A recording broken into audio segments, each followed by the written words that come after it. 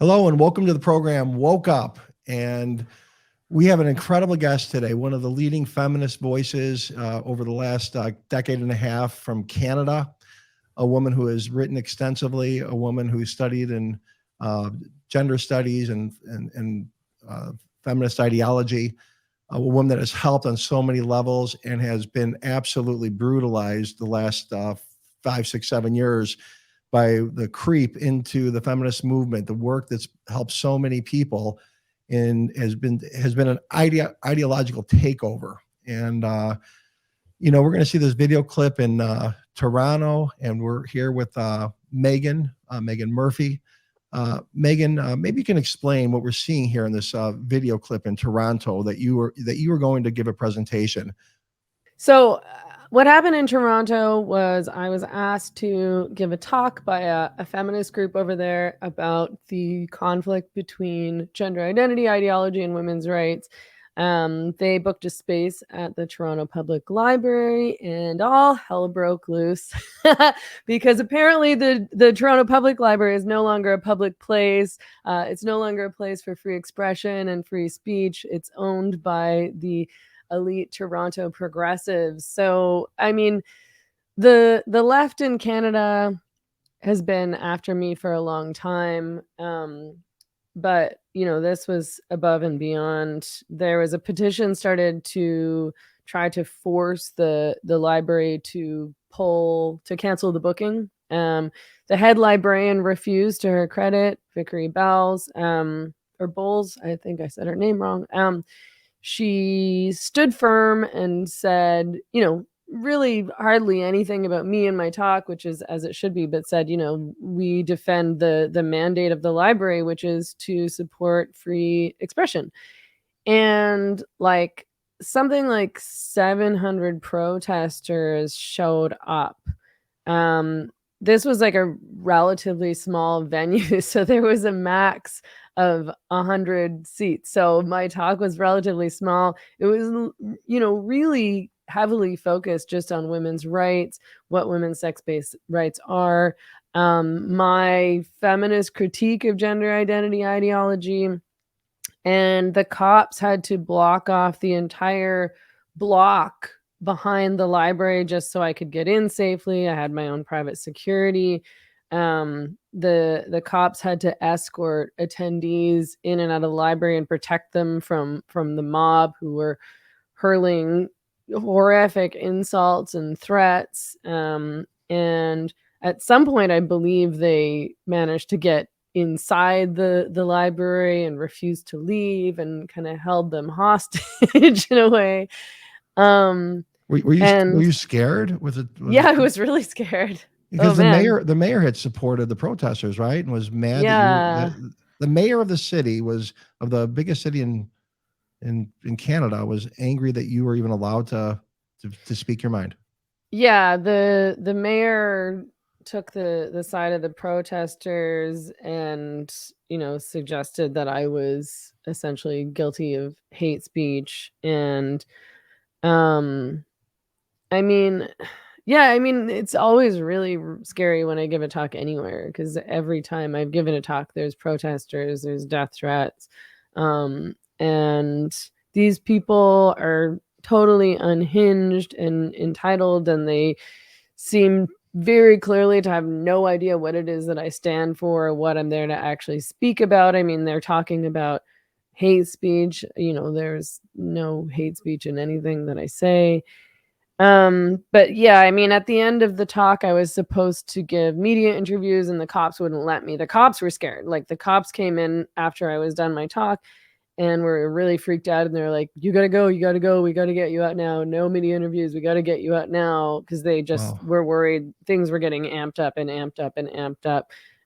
So they escorted me at the back. They wanted to cover me up with a blanket, which I refused because I don't want to be that afraid that I need to hide. But they did manage to protect me and get me out safely.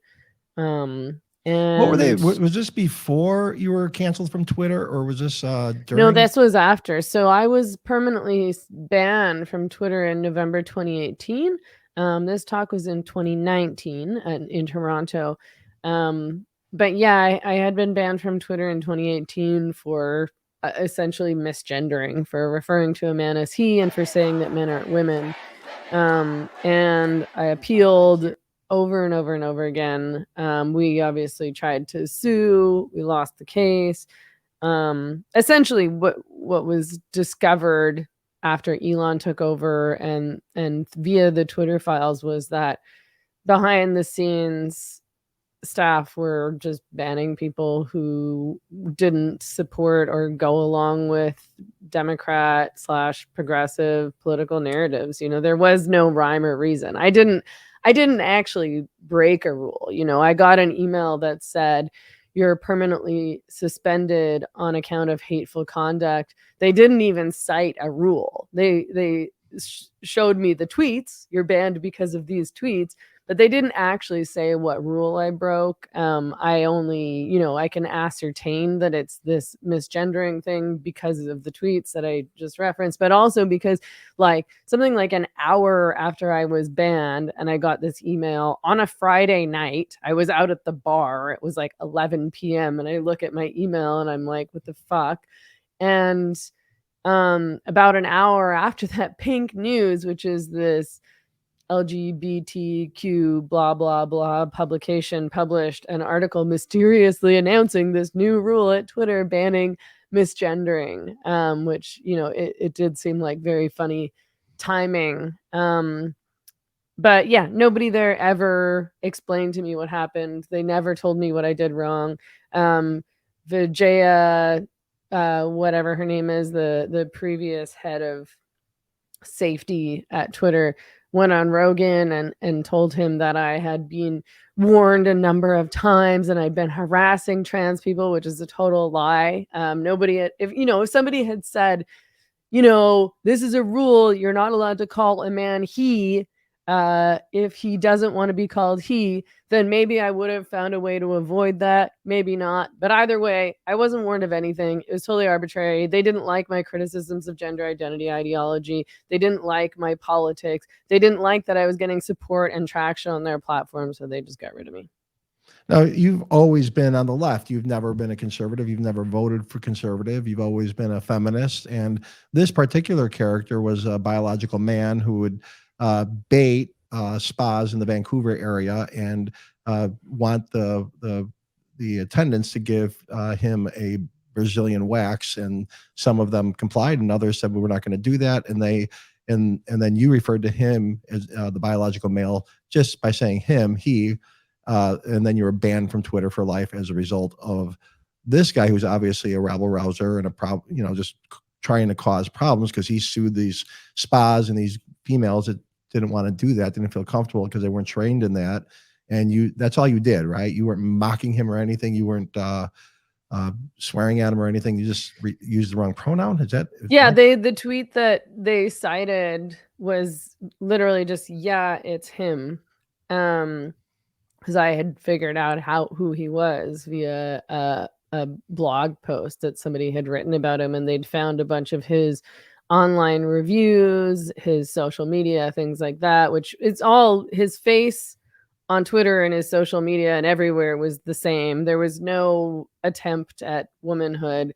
In most of his social media, he was still referring to himself as he, some places as she and he. So it's not like nobody would think this guy was a woman, and he was a grifter. I mean, his whole shtick was to go around to businesses and try to entrap them into paying him out or giving him free stuff. My pizza showed up and all the toppings had fallen off. You owe me free pizzas for life, like this kind of thing. And it was he's obviously a mentally ill guy. There was some pretty predatorial messages discovered on social media between himself and minors, girls.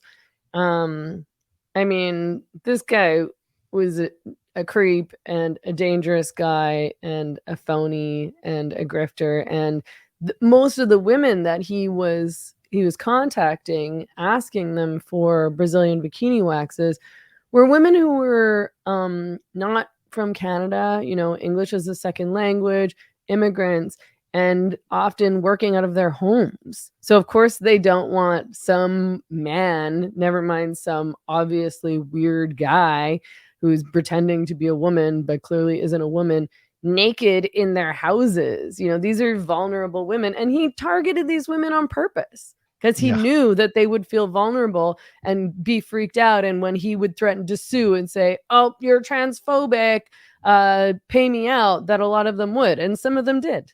And the rest of them he took to court. Yeah, and you also had certain run-ins with the laws in Canada in terms of criminalizing or at least civil penalties for misgendering, and you spoke at the Senate, and just because they put that in the Human Rights Code that if you misgender somebody, that could be illegal. Could you explain to that from an American perspective, and how you and Jordan Peterson were the two most outspoken critics, and maybe that helped lay the foundation about why you were so targeted by the left?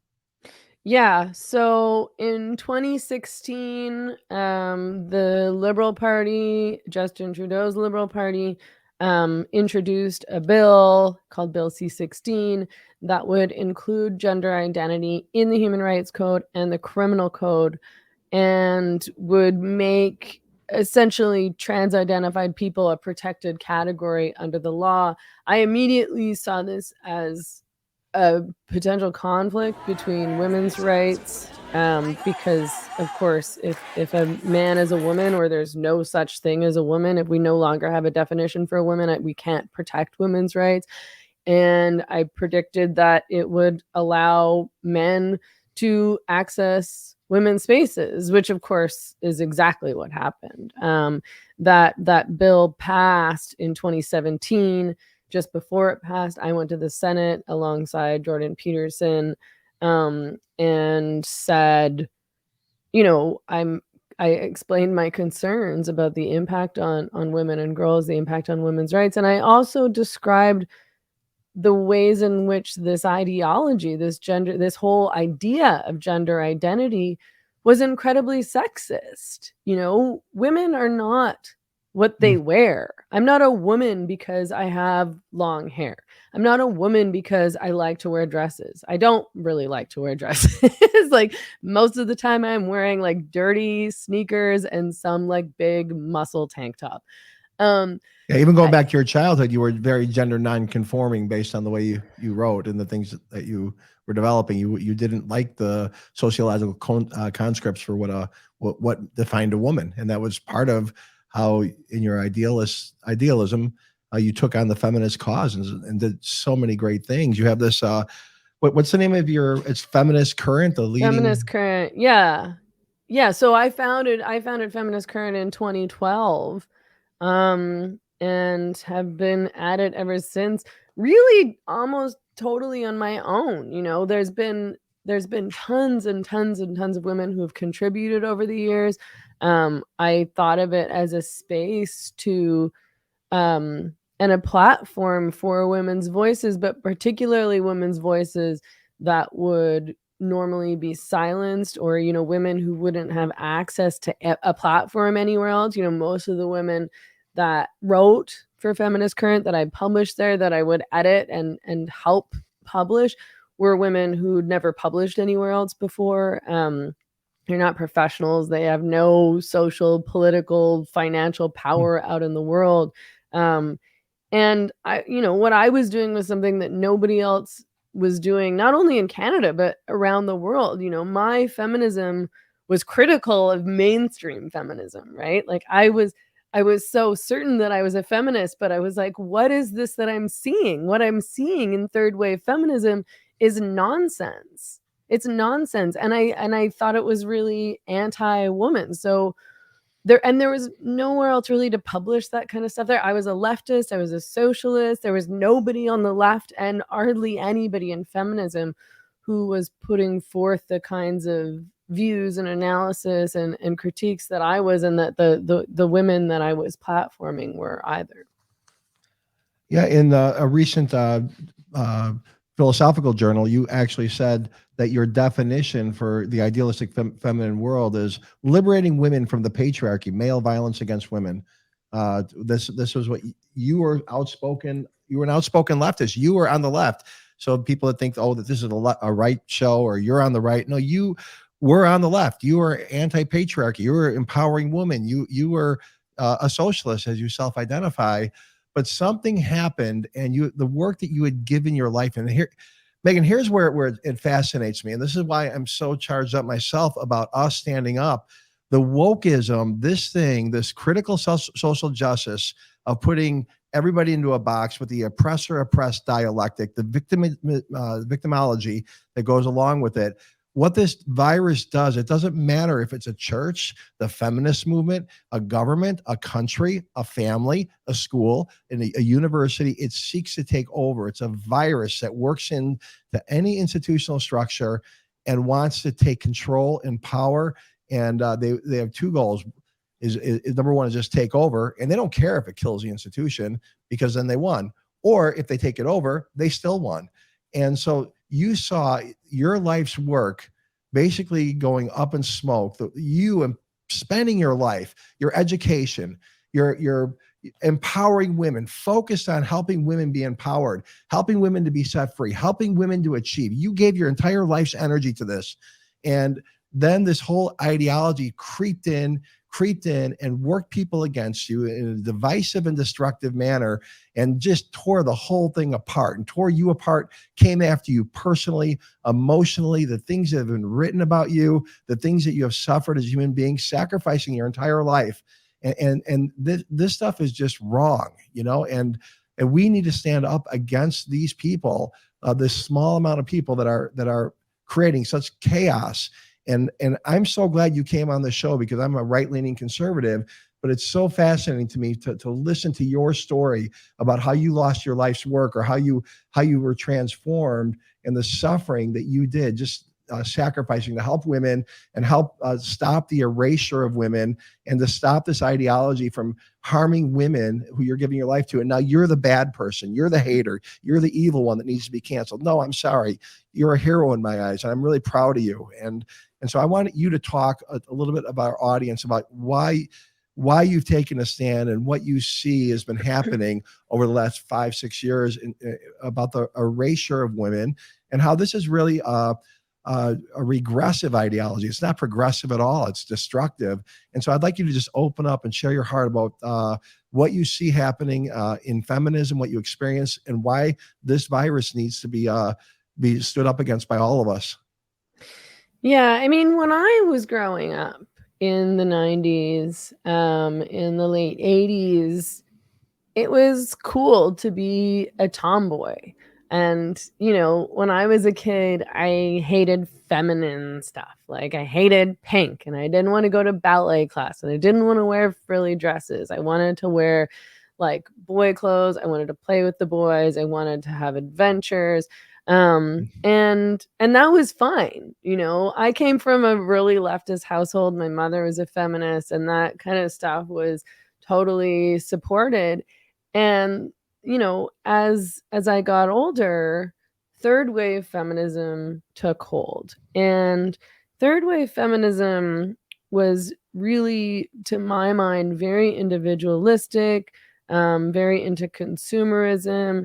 It was selling these ideas to young women around empowerment that were really not very empowering at all, namely that things like prostitution and pornography could be empowering, that if you choose to self-objectify, then this can be empowering. And, those were some of the first ideas that I really was critical of when I first started writing about and speaking out publicly about feminism. And even during, I did a BA in women's studies and a master's degree in gender, sexuality, and women's studies. And I was usually almost the only one or one of the only ones in my seminars who would question these ideas. And certainly no one in the blogging world or in any, feminist magazines in the US, people were not talking about this stuff. So I was sort of immediately an outcast. And my interest in feminism was primarily about violence against women. Like most of the stuff that I was talking about was like domestic violence and the violence that happens in prostitution and porn, which is horrific. Like those industries are horrific. There is so much violence, so much misogyny, so much racism, which you would think the woke who do nothing but talk about supposed racism out in the world would care that, pornography sexualizes racism and turns abuse that's specifically racist abuse into this like sexy thing. And then this trans thing came along. Yeah, I mean, it was a really strange thing to start to hear from leftists and feminists that prostitution and pornography and objectification were all of a sudden not harmful to women. All of a sudden these were feminist things. These were places of empowerment. I mean, and I just know, I don't think you even need you don't need some kind of specific education to be able to just look at pornography and think about the idea of prostitution, where a man is paying a woman, or very often a girl. So many so-called women in the industry are underage, or they started out underage. Like every prostituted woman I've ever spoken to, I know a lot of women who've exited prostitution and become activists and things like that. And I've talked to women who are in prostitution still and escorting and things like that. Pretty much all of them started when they were underage, or were, and most of them were molested when they were girls. Most of them, if you talk to them, I don't think I've talked to a single one where there wasn't some form of sexual abuse or molestation that was happening when they were kids or teenagers.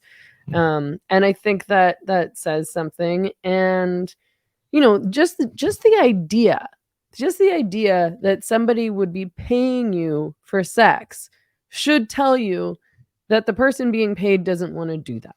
Because if you want to have sex with somebody, you just do it. We all know that. You don't say, I don't want to do it. And then they say, well, how about if I give you $50?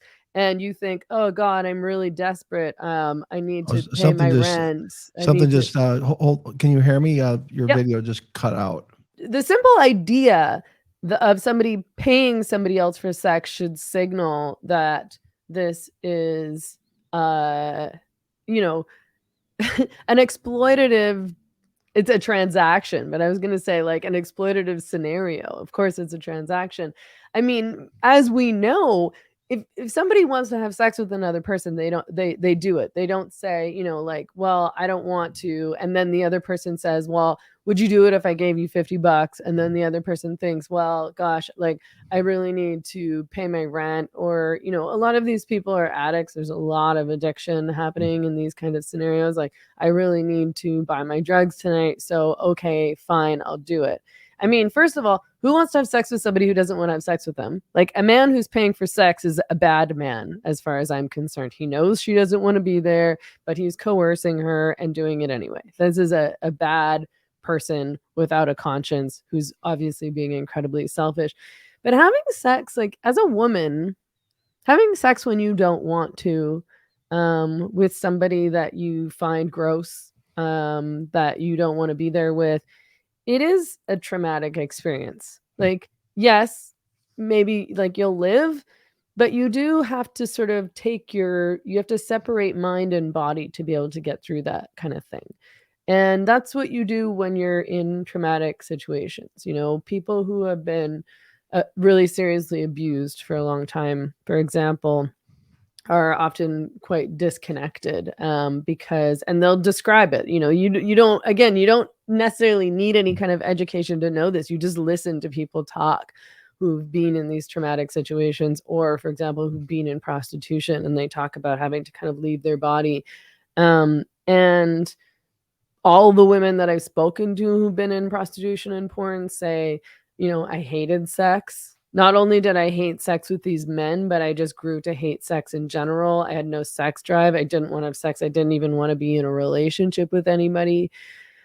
And their stories are even more horrific than that. The violence and abuse that women suffer in the sex industry is horrific. I suppose in about 2011 or 2012 is when I really started paying attention to and getting involved in the trans debate. And this was because I, in Vancouver, was doing a lot of work with and allied with an organization called Vancouver Rape Relief and Women's Shelters. So they had a rape crisis line and a transition house for women escaping abuse that they had been running in Vancouver for many decades, I think since the late 70s. And they had gone through this very long, drawn out court case with a so-called trans woman. Because at some point in the 90s, this man named Kimberly Nixon had showed up at one of their training sessions for counselors who work in the transition house and on the rape crisis line. And the women there said, sorry, there's only women. We only have female staff. We only have females in the collective. They were collective run. And all of our volunteers are women. This is a woman-only space. This is a space for women escaping really serious abuse and trauma. And Kimberly Nixon sued for discrimination. She took them to court. This is, these are women who built this transition house from the ground up. They did all of the fundraising. They had been struggling to survive for years and years and years just to support women, just to support, really some of the most marginalized women in the city, and women who'd suffered enormously. And in the end, they won the case. They won the right to define their own membership. And it stuck with them forever. So they were constantly being harassed. They were constantly being protested. They were constantly being slandered and accused of transphobia. And they're just trying to do their work. I mean, the idea that these activists would go after, of all people and of all places, a mostly volunteer-run transition house and rape crisis line is disgusting. These are not the targets. Like, these are not the enemy. These are women helping women. And there's so few places that exist like this in Canada. And I was defensive of them. And, so I interviewed these women about this court case. I interviewed them about why women-only space was important in these specific contexts.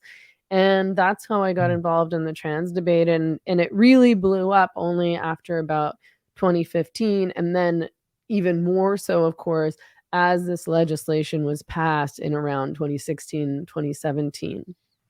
So you saw this coming in, and you saw the result of the impact of the legislation would start to happen, and that's part of what's happened in feminism is you say that you no longer define yourself as a feminist, and so that must pain you. I mean, you have this newsletter, you're a well-known spokesperson, you're fighting for women's rights, but now you say, I no longer define myself as a feminist, and so. Could you explain why you no longer define yourself as what you've always defined yourself as? Yeah, I mean, that's partly because at a certain point, in around the time that I was banned from Twitter, I had also begun to start questioning leftist ideology and kind of feminist doctrine, or dogma, as you call it. I did not like the virtue signaling, you have to adhere to these certain mantras and politics if you want to be part of this club. I saw a real opposition to free speech, which I didn't like. And I saw that a lot of feminists, even the feminists who were being targeted over trans politics and referred to as TERFs because they were standing up for women's rights and material reality and biological reality, these women were still engaged in cancel culture. If you weren't, left enough, essentially, if you weren't accepting of all the correct dogma and mantras. And I really wanted to be independent. I don't want to be attached to an ideology. And I started to question things that I had been saying and things that I had believed for a long time. And a lot of that actually had to do with the when Trump won the election. Because I didn't understand how that happened. And once I started to look into it, and I did start to understand, and I started to understand what really went down with the Clinton campaign and how, really like regular working class Americans were being vilified because they didn't support elite Democrat politics. Um, I started to question so many of my beliefs, and I didn't have much respect left for the left as it was because of the way they treated me and so many other people. Um, and so it didn't make me sad to stop identifying as a feminist. I think that I clearly am a feminist, but I don't want to attach myself to a label that opens me up to the kinds of attacks and cancellation that feminists and the left do, where it's like, oh, well, if you're a feminist, you have to vote Democrat. If you're a feminist, you can't listen to these people's ideas. If you're a feminist, you can't question this woman's narrative. Believe women, believe women, believe women, no due process. I didn't like that. I just felt like I was being trapped in this box that I didn't want to be in. I wanted to come to my own conclusions, and I want to learn. I feel like these people are really anti-learning. Like, they don't want to hear new ideas. They don't want to know if their beliefs are wrong.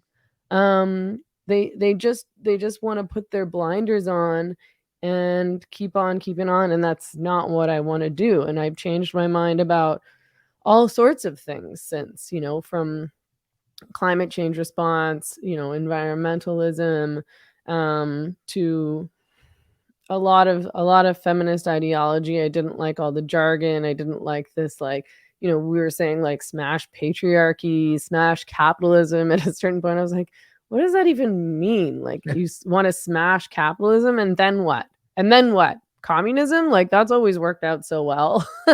Yeah, like your quote in the philosophy journal last quarter, which I found a compelling paper that you wrote. You talked about the liberating women from the patriarchy and male violence against women. I could have come up with something better, but you also recognize that your belief then was naive. You also write this. I find this interesting. This is a recent thing that you wrote. I rejected gender norms and embraced feminism at a young age, which was all fine and good, but that extended into the idea that we all nurture and know nature. That we're all nurture and know nature. I thought we could all reject human nature and socialize ourselves anyway, any which way, but I was wrong. And you also write, trying to be, quote, like men is in many ways to our own detriment. I certainly support rejecting traditional gender roles, but trying to politic our way out of human nature is a losing battle and an unhelpful delusion. And so I think a lot of this has happened in the feminist movement has been with this gender ideology, with, starting with John Money putting nurture over nature. And he felt like it's just we learn femininity and masculinity just by the environment we grow in. And then we have Judith Butler's gender performance, and which has taken hostage the entire university system. And I think a lot of the feminists, and you included probably early on, believed a lot of those types of ideologies of separating and making gender separate from biological sex, which we can all say, yeah, there's feminine males and masculine females, like you yourself were a tomboy. But the woke left has taken it to the far extreme where there is no separation. Biological reality doesn't matter whatsoever, and it's all what's in your mind. And I think in certain levels, you've departed from that, and you're indicating that you're not on board with that entire worldview. So I was wondering if maybe you can comment in your experience. You're obviously very knowledgeable about this ideology. Like, where do you land on the idea of gender being a social construct versus a biological reality? Well, I think that there are clear patterns. I mean, one of the things that I was frustrated about, or I've become frustrated about, I should say, in recent years, is the feminist rejection of evolutionary biology and evolutionary psychology, because there are reasons that we behave in the ways that we behave that are connected to thousands and thousands and thousands and thousands of years of evolution. And that doesn't mean we have to be a certain way. I'm not saying, like, if you're a man, I don't think you should have to behave in masculine ways. If you're a woman, you don't have to behave or dress in feminine ways. You can be who you want to be. Study at Simon Fraser University, and Meghan began her radio career in 2007. Oh, And geez. What am I hearing? Is that on my end? Oh, Oh, sorry. I was you just know trying what? to, like, but I think it's this idea, and I held this idea for many years because I learned this through women's studies and through feminism, which is sort of that everything we do, all of our behaviors, all of our desires, everything that we want is socialized, and therefore we can kind of socialize our way out of it. Men don't need to behave like men. They can stop being violent, they can stop being aggressive, they can control their libidos, things like that. And I'm not saying that people shouldn't try to change. They should. I mean, toxic, violent, dangerous behaviors should be regulated, of course. But the truth is that men are inherently more violent than women. And they do, have different relationships to sex than women do. And one of the things that I was writing about in that article that you referenced was this idea that women can just have sex like men. This was a supposedly really empowering idea that came out during the late 90s, I would say, and the aughts. Which is that, women can and should just have casual sex. They don't need to get attached. They don't need commitment. And sleeping around in casual sex could be really empowering for women. And I just don't think that's true. And again, I'm not saying you shouldn't do it if you don't want to do it. I mean, do what you want to do, but be aware that this isn't going to be a satisfying, fulfilling path for you as a woman. It is easier for men to have casual sex. There's less repercussions, there's less dangers, and it's more sexually satisfying. Most women are not going to be having really great sexual experiences and having orgasms when they're going home with some guy they just met at the bar. It just doesn't happen. And women are built to get attached.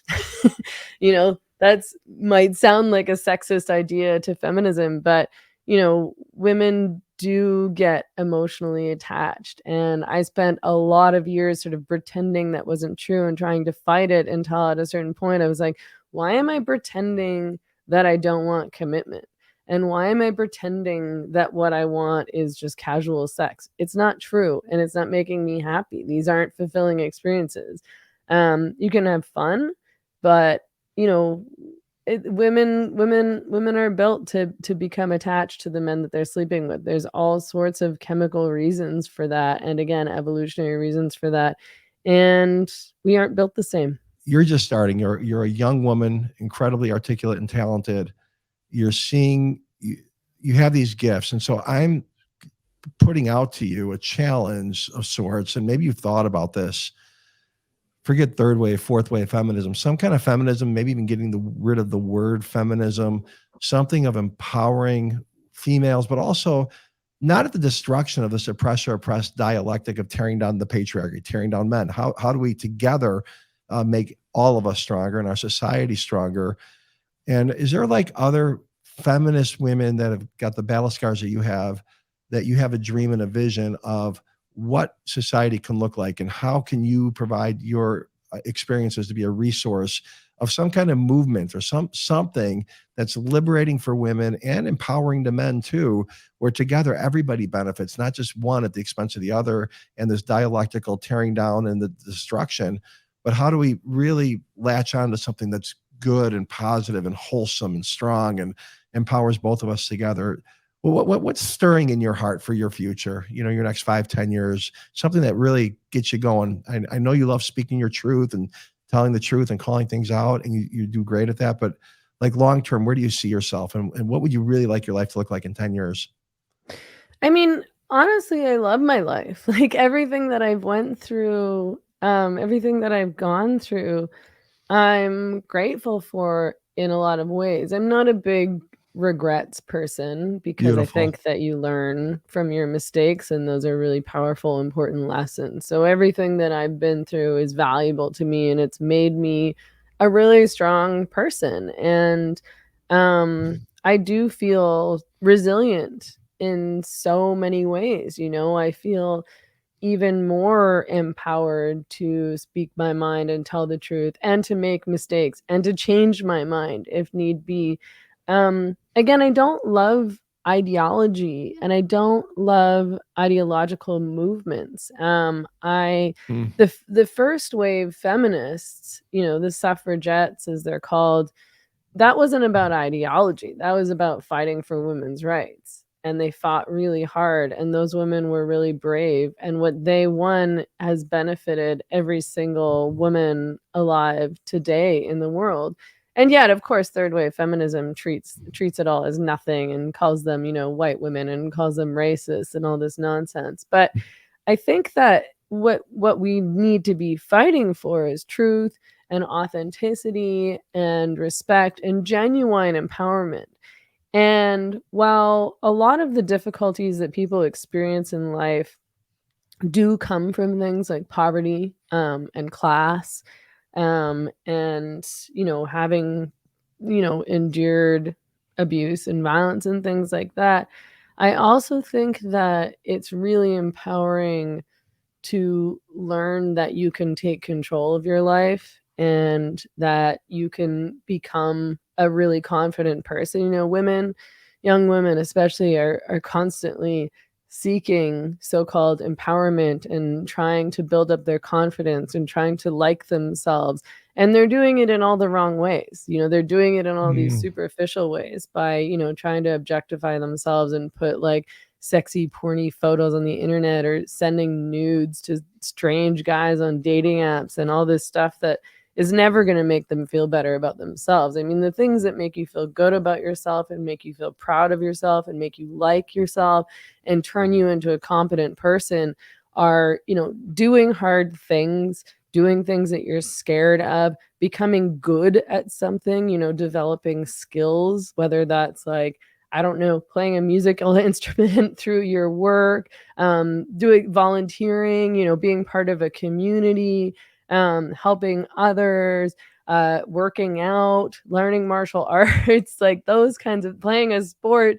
There's so many things that you can do to make yourself feel good about yourself and like yourself and make you feel like bring meaning to your life, that the younger generations, young men too have this same struggle, I think. Um, and they're being given all the wrong answers. Like, you're a victim, you need pills, you need pharmaceuticals, you need Adderall, like you need antidepressants, like everybody's mean to you. Like, why won't these girls date you? Why can't you get this man? Why can't you get all these things you want? Where's all your money? Like, take Wow. control of your life. Like, I don't even have that much. Like, I grew up working class. I don't own anything. I do not have money. Like, I'm making a living doing what I do. And I've chosen this life intentionally. So I'm choosing not to be wealthy because I love my work and because I want to be free to speak my mind. But I live small, and people complain about not having enough constantly, and like they're missing the whole point. I mean, I want to confirm what you're saying, because I think that's something extremely attractive from a male perspective about a woman who is confident and is disciplined and is going forward and doesn't have a V as victim tattooed on their forehead, that they really have a purpose in life, that they're going for their dreams, and they're capable, and there's something really really attractive about that from a male perspective. And what we're putting in our education system is a bunch of whiners that are, they're just tear down the patriarchy, grievances about this and this abuse and this oppression, and we're going to be social justice warriors. And I'm saying that I don't think that really attracts men. So I think this whole thing of this wokeness and this leftist social justice the critical social justice mindset isn't good for people's relationships. And we see the studies that young people are having less and less sex. Teenagers aren't having sex together. And I'm not encouraging premarital sex by any means, but this whole idea where people are not connecting and the natural biology of male and females, birth rates are imploding. And I think a lot of young men are terrified because of this whole movement of like consent and sexuality. You need almost a contract. And if you do something wrong, you're going to be called out and humiliated. And it's just so unnatural, I think. And I think it's almost terrifying for a young person to pursue what it means to have an intimate relationship with the other sex, and I don't know if you had any thoughts on that, but those are some of the things I'm feeling. Well, I mean, and it goes both ways. I mean, I find that kind of like elitist progressive man who's supposedly anti-masculinity, but is like this bitter, like pay attention to me, but I don't have to offer anything to you person very attractive. I mean, when I was living in Vancouver and I decided that I was going to come here and then eventually decided I didn't want to go back, I had already been like, I'm never dating a man from Vancouver again. I don't want to date Canadian men. And, being around men from different places and different cultures who are not enmeshed in that hyper woke religion are so much more real and so much more attractive. And I don't want to say, feminism, first and second wave feminism in any case, has been positive for women and good for relationships in a lot of ways. Like I'm not the type of woman who's ever going to be confined to the house or confined to the kitchen. Like I'm very independent and I'm going to do what I want to do. But I'm also, like I'm quite like a dominant person and quite like an alpha in a lot of ways. So I don't want to be around a weak man. Like I can't be around a man who's going to be a pushover. And I still want a man to be protective. Men are built to be protectors. Like this rejection of the idea that men are stronger than women and that men should protect the more vulnerable and labeling that as somehow toxic is toxic. That's right. Men have a role and they need a role in society. They need to feel productive. They need to feel like they're taking care of their families or taking care of other people. And so much of that has been taken away from them. And I think it's been really destructive because now we have all these young men who don't know what to do with themselves, so are spending all their time at home looking at pornography or on the internet or swiping through dating apps, and then are depressed. So they're on all these like pharmaceuticals that are impacting their libidos. Like it's all so unhealthy. What people in general, what young people in general should be doing, and this is what I say all the time, is to be getting out into the world. Like get off the internet, get off your phone, get off these dating apps. This is giving you a completely warped idea of what real people are like in real life. Go out in the world, talk to people, travel if you can in any way. I've managed to travel a bit, and again, I don't have any money. Mostly it's been through work or through other means. But it's, the woke religion teaches people that everybody believes this. Everybody believes that trans women are women. Everybody believes in these nonsense, that everybody's a racist. All white people are inherently racist. You're a racist. Maybe you don't know it, but you are. They teach people to be victims. They teach people that they shouldn't have uncomfortable experiences or disagreements, and that if they do disagree with somebody, they should never talk to them again. They should cut them out of their lives. Like it's this super divisive ideology that I think has created a war among people. Instead of bringing people together and creating something positive, it's taught people that they're at war with one another. Like Americans think that they're at war with each other. And meanwhile, the elite are getting away with all sorts of crap. And they stoke it. Yeah. Yeah. Well, Megan, I really admire you, and I thank you for coming on the show today. I want to give you the last word of exhortation. Anything you're feeling that you've left out, I'd like you to share, and also share how people can get a hold of you. I really, really respect you, and I want to follow you to see like what your life becomes in the next 5 to 10 years. Because I think you've made a tremendous impact. You've been through the battle. You're making a continuous impact, and I think God has great things for you, and it's gonna be really fun to watch and say, hey, she was on my show one time, and it's going to be an honor to watch where your life takes you. So why don't you give us the last word and let us know how people can get a hold of you? Well, thank you so much for your kind words. I appreciate it. And thank you for your support. I am on Twitter. I'm back on Twitter, thanks to Elon, at Meghan E. Murphy. I'm on Instagram at Meghan Emily Murphy. My podcast is called The Same Drugs. I'm on Substack, also at Meghan Murphy or The Same Drugs. That's where most of my writing and podcasting is. My website is feministcurrent.com. And I mean, I want people to know that I talk to a lot of people and I hear from a lot of people who feel isolated and alone and are like, I hate all this, but I feel like I can't say anything. I don't want to be ostracized. I don't want all my friends to hate me. There's no one else where I live who thinks like me. I don't know what to do.